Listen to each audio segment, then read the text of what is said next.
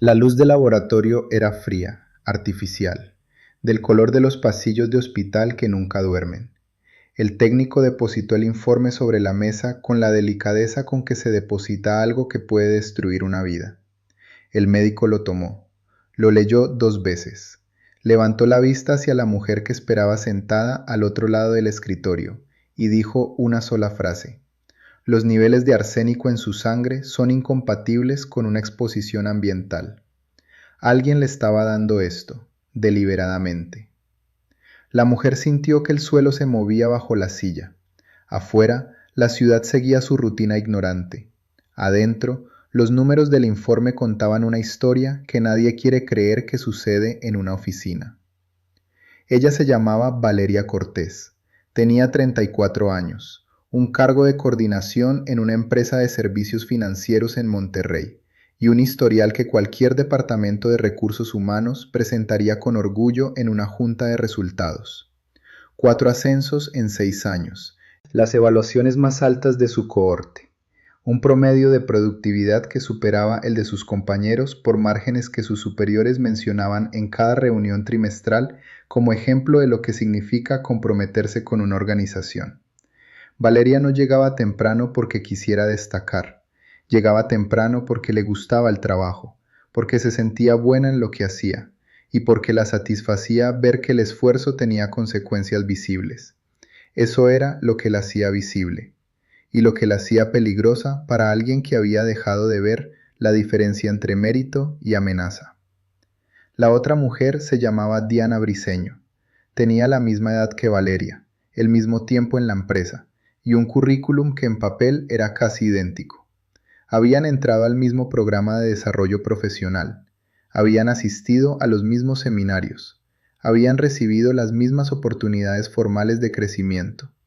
La diferencia entre ellas no estaba en los documentos, estaba en algo que los documentos no miden, la manera en que cada una absorbía un fracaso y seguía caminando. Valeria fracasaba y analizaba. Diana fracasaba y acumulaba. Esa diferencia, pequeña al principio, se fue convirtiendo en algo más denso con cada evaluación de desempeño, con cada recomendación ignorada, con cada junta donde alguien mencionaba el nombre de Valeria y nadie mencionaba el de Diana. Nadie, excepto Diana misma, que escuchaba cada nombre que no era el suyo. El resentimiento laboral no anuncia su llegada, no entra por la puerta principal con un cartel que diga lo que es. Crece en los espacios que nadie revisa, en el mensaje que no se contesta, en la felicitación que llega tarde, en la mirada del jefe que pasa de largo. Diana comenzó a notar cosas que antes le eran indiferentes. El escritorio de Valeria junto a la ventana, la silla nueva que le dieron antes que a ella. El hecho de que cuando Valeria presentaba un proyecto, la sala se quedaba en silencio, de una manera que se parecía al respeto. Diana presentaba los mismos datos, con las mismas conclusiones, y la sala se quedaba en silencio de una manera diferente. Esa diferencia le quemaba algo por dentro, un carbón que no se apagaba ni con el paso de los meses, ni con los intentos de racionalización.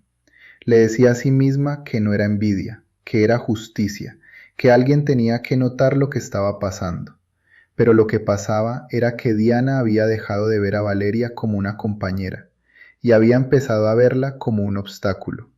Y en algún momento, que ninguna de las dos podría haber precisado con fecha, el obstáculo dejó de ser abstracto. El arsénico no es difícil de obtener si uno sabe dónde buscar. No en una farmacia, no con receta, no con el sistema actual de control que existe desde hace décadas, para evitar exactamente esto. Pero el arsénico está en productos de jardinería, en venenos para ratas que se venden en tiendas agrícolas sin mucho interrogatorio, en fórmulas que los agricultores usaban hace 100 años y que todavía se fabrican porque la demanda no desapareció. Diana sabía esto, no porque fuera una científica ni porque hubiera buscado información específica durante semanas. Lo sabía porque creció en una zona rural del estado de Zacatecas, donde todos conocían los nombres de las sustancias que podían entrar en un cuerpo sin dejar un sabor detectable. Era un conocimiento del lugar, del tipo que se hereda en conversaciones de cocina entre personas que nunca fueron a la universidad, pero que sabían cómo funcionaba el mundo real. Nadie le preguntó cómo lo supo. Nadie la interrogó sobre ese savoir-faire rural cuando todo se derrumbó. Durante 6 meses, cada día laborable, Valeria comía en la sala común del piso 12. Llevaba su almuerzo desde casa, como siempre lo había hecho, porque prefería la comida que ella preparaba, porque le ahorraba tiempo y porque no le gustaba el ruido del restaurante de la esquina. La comida estaba en un recipiente de vidrio con tapa azul, guardada en la refrigeradora compartida del área de descanso. Nadie pensaba 2 veces en eso. Era la normalidad convertida en ritual, el tipo de ritual que se vuelve invisible porque se repite sin variación. Cada mediodía, Valeria sacaba su recipiente, lo llevaba a la mesa, lo calentaba en el microondas si era necesario, y comía mientras revisaba su teléfono o conversaba con quien estuviera disponible.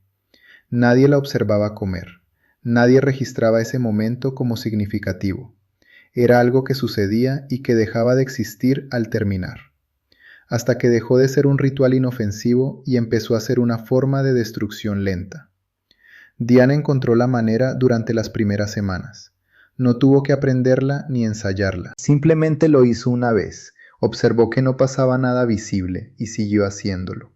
Aguantaba el contenedor de vidrio, esperaba a que Valeria estuviera en una junta o en una llamada, y agregaba la cantidad que había aprendido a medir con la precisión de quien sabe que lo que no se nota es lo que funciona. No lo hacía todos los días, lo hacía con la irregularidad calculada de quien quiere que los síntomas parezcan otra cosa. Una fatiga persistente, mareos que venían y se iban, náuseas que Valeria atribuía al estrés, a la carga de trabajo, a las horas extras que acumulaba sin darse cuenta. Los síntomas de una intoxicación por arsénico en dosis bajas y sostenidas no son dramáticos. No son una convulsión ni un desmayo en la sala de reuniones. Son lo suficientemente ordinarios para ser ignorados, lo suficientemente persistentes para erosionar una vida sin que nadie entienda por qué. Valeria fue al médico 3 veces en esos 6 meses. Le diagnosticaron agotamiento. Le dijeron que bajara el ritmo. Le recetaron vitaminas y descansos que no podían funcionar, porque el problema no era el descanso, sino lo que alguien estaba poniéndole en la comida mientras ella dormía. Los mareos se hicieron más frecuentes en el 3er mes. Valeria empezó a olvidarse de palabras que antes encontraba sin esfuerzo. Había reuniones donde perdía el hilo de lo que estaba diciendo, y tenía que pedir disculpas, algo que nunca le había pasado. Algo que sus colegas empezaron a notar con la incómoda mirada de quien no sabe cómo reaccionar ante un cambio que no entiende. Una vez, en plena presentación ante un cliente, las manos le empezaron a temblar de una manera que no pudo disimular. Tuvo que sentarse, tuvo que pedir 5 minutos.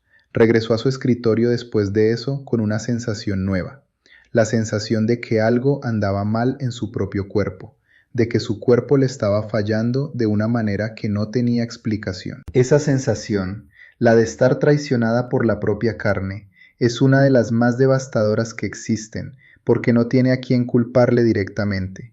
No hay un rostro ni un nombre asociado al dolor, solo la propia biología que parece haberse vuelto loca sin motivo. Valeria no tenía motivo, tenía a Diana, pero todavía no lo sabía. El momento del descubrimiento no vino de una epifanía, vino de un análisis de sangre de rutina que la empresa pidió como parte de un programa de bienestar laboral. Era un chequeo voluntario, algo que la aseguradora ofrecía cada 2 años, el tipo de gestión administrativa que nadie toma en serio, hasta que los resultados dicen algo que nadie esperaba. El laboratorio marcó los valores como fuera de rango normal. No era un error, era arsénico. Cantidades detectables, medibles, incompatibles con una exposición accidental. El médico que le explicó los resultados tenía la expresión de alguien que ha pronunciado esas palabras antes y sabe lo que siguen. La llamada a la policía, la carpeta de investigación, la realidad de que el envenenamiento existe fuera de las novelas y las series que la gente ve por entretenimiento, creyendo que la realidad no trabaja con esos guiones. Valeria escuchó, asintió. Preguntó una vez, con la voz de alguien que todavía no ha procesado lo que está escuchando. ¿Alguien querría hacerme daño? La pregunta quedó flotando en el aire de la consulta como una frase incompleta. La investigación tomó semanas. Empezó con los hábitos de Valeria: qué comía, dónde, con quién. Los investigadores trabajaron por la ruta lógica, la que cualquier manual de criminalística traza cuando sospecha de un delito que deja pocas huellas. Preguntaron por personas con acceso a su comida. Preguntaron quién sabía dónde guardaba su almuerzo. Preguntaron por resentimientos, por conflictos, por enemistades que hubieran quedado sin resolver. Ninguna de esas preguntas tenía una respuesta obvia, hasta que alguien pidió revisar las cámaras del piso 12. No las de seguridad general, que apuntaban a los pasillos y ascensores, sino las del área de descanso, las que nadie había solicitado antes, porque nadie había tenido motivo.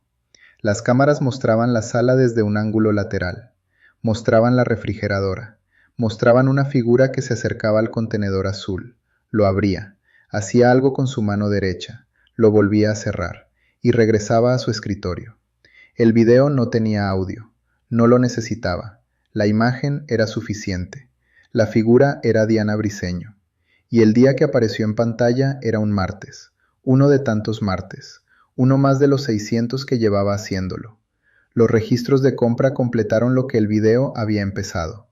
Los investigadores pidieron los movimientos de tarjeta de Diana en los meses previos. Encontraron compras en 3 tiendas agrícolas de la zona metropolitana, productos de jardinería, fungicidas, una marca específica de veneno para ratas que contenía arsénico en su composición. Las fechas coincidían con el periodo de 6 meses. Las cantidades no eran compatibles con el cuidado de un jardín, eran compatibles con algo más. Diana no tenía jardín, vivía en un departamento en el 3er piso de un edificio sin áreas verdes. Cuando la confrontaron con esas cifras, con esas fechas, con esas imágenes, lo que hizo a continuación fue lo más honesto que había hecho en meses. No dijo nada, no negó, no lloró. Se quedó sentada en la sala de interrogatorios con los ojos fijos en la mesa y la mandíbula apretada de una manera que parecía el esfuerzo de contener algo que llevaba demasiado tiempo suelto. El silencio de quien sabe que por primera vez no hay versión que valga. El arresto fue un mediodía de marzo. Llegaron a la empresa con una orden. Caminaron por el piso 12 con la naturalidad controlada de quienes saben exactamente a quién buscan y por qué, y encontraron a Diana en su escritorio, frente a su computadora, haciendo exactamente lo que hacía cualquier otro día. No opuso resistencia, no preguntó por qué. Cuando le dijeron sus derechos, asintió como si ya se los supiera de memoria, como si los hubiera ensayado en las noches en que no dormía y se quedaba mirando el techo, contando las veces que había pensado en parar y no lo había hecho. Ese detalle, el de las noches sin sueño y el techo como única compañía, no aparece en ningún informe policial, pero aparece en los ojos de quienes la vieron en ese momento, en la forma en que la describieron después. Alguien que parecía aliviada de que terminara, no por el arresto, sino por algo más profundo, por el peso de una acción que ya no podía deshacerse, pero que por fin había dejado de ser un secreto. El juicio duró 3 meses. La defensa intentó construir la narrativa de la rivalidad profesional mutua, de un ambiente de trabajo tóxico donde ambas estaban bajo presión, de una relación que se había deteriorado por factores sistémicos que ninguna de las dos había elegido.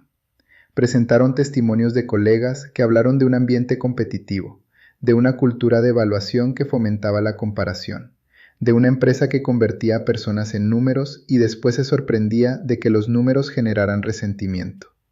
Era una defensa lógica, casi compasiva en su intento de explicar sin justificar, de contextualizar sin exonerar.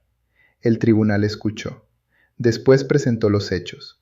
6 meses de exposición sostenida a arsénico, síntomas documentados en historiales médicos, videos con fecha y hora, registros de compra, la sustancia química hallada en el domicilio de la acusada durante el cateo. La defensa no tenía respuesta para eso.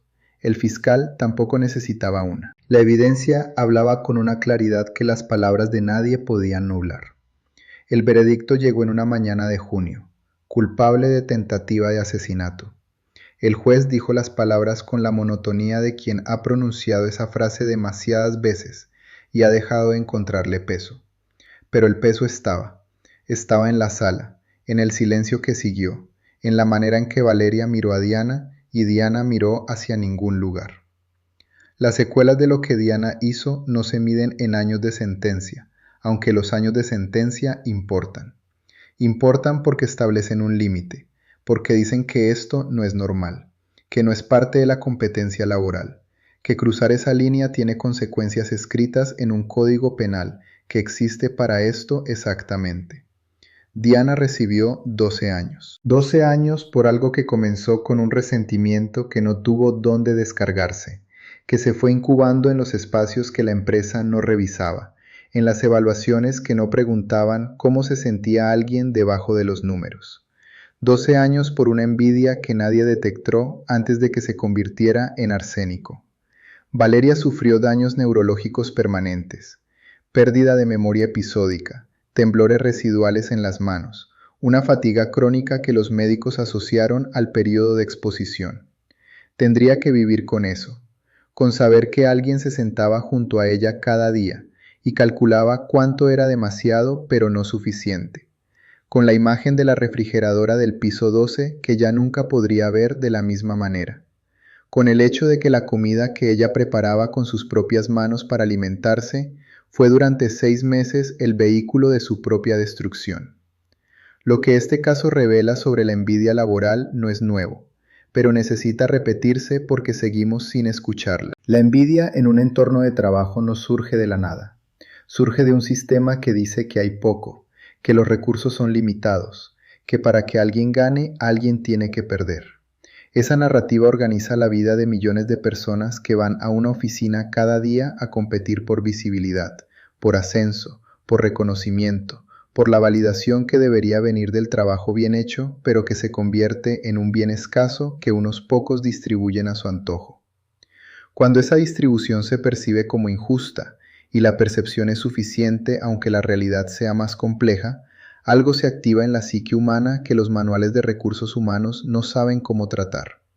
No es un desequilibrio químico, es una respuesta lógica a un entorno que premia la comparación y castiga la colaboración. Diana no era una persona violentamente criminal antes de esto. Era alguien que se despertaba cada día en un sistema que le decía que no era suficiente y que la persona junto a ella sí lo era. No justifica nada, pero explica. Y entender no es lo mismo que perdonar, aunque a veces los olvidamos. La envidia laboral tiene una característica que la hace especialmente peligrosa. Es invisible para quien la siente hasta que ya no puede contenerse. Nadie se despierta un lunes y decide odiar a su compañera. Eso sucede gradualmente, en capas, alimentado por pequeñas señales que se acumulan hasta formar algo que ya no cabe en el espacio que ocupa. El sistema no tiene un protocolo para eso. Tiene revisiones de desempeño, tiene canales abiertos, tiene políticas de comunicación interna que nadie lee. Lo que no tiene es una manera real de detectar cuándo la frustración de una persona está cruzando la línea hacia algo que los criminólogos llaman mobbing tóxico, o en sus formas más extremas, violencia laboral deliberada. Los mecanismos de prevención funcionan para lo que se puede medir. Para lo que no se puede medir, para lo que pasa en la mente de alguien que sonríe en la junta y llora en el baño después, para lo que significa competir cada día con alguien que tiene más que tú y odiarte por no poder hacer nada al respecto.